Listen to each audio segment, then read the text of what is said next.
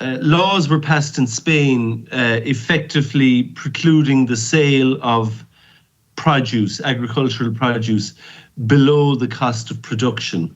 Now, that is obviously a huge bugbear of farmers, not just beef farmers, but especially beef farmers during the protests that gave rise to the Beef Task Force, that they were essentially being asked to produce beef below the cost of production. Now, we know that you can produce beef in Ireland with far less carbon emissions than most other parts of the world. But, we also know that there's been a lot of government subvention of beef farmers. But every time the government puts money into beef farmers to try to make up for the fact that processors aren't paying adequately for a produce, the processors take that into account and cut the price of produce even more. So I suppose my question is, did you look at the Spanish law or any examples around Europe? It didn't look at it. It wasn't within its terms of reference, for one thing.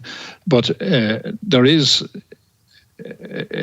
obviously an issue about below-cost selling. Setting up this new food office with a regulator, what the task force has noted is that those sort of issues should be referred to the new regulator once the office is in place. I mean, at the moment, there's a complete lack of transparency, as you well know, and commercial sensitivity is regularly cited around who is paying what to whom. That, the regulator, if it's to have any effect, will have to have very strong statutory powers.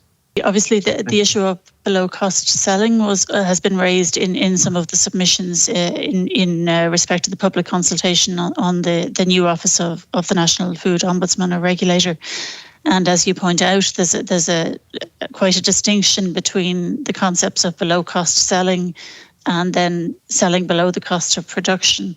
So, I mean, those issues can be considered in respect of the primary legislation attached to that office.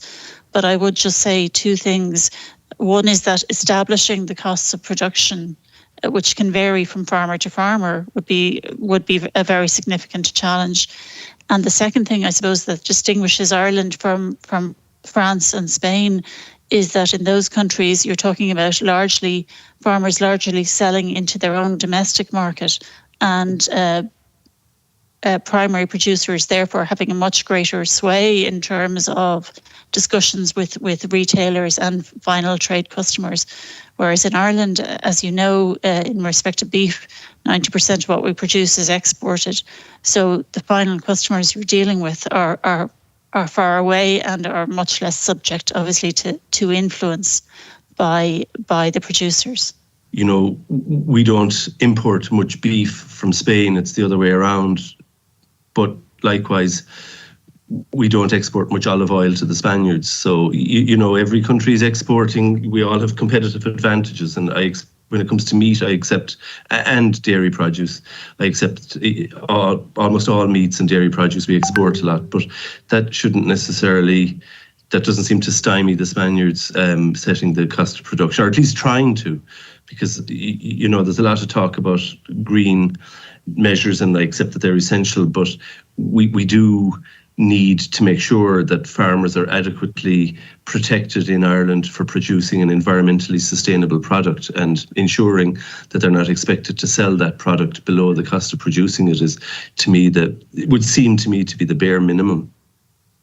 And I do appreciate the difficulties of setting that and doing so in a way that's compatible with competition law. But, we're not alone in seeking to do this. Other countries are trying to grapple with this, and Spain is one example.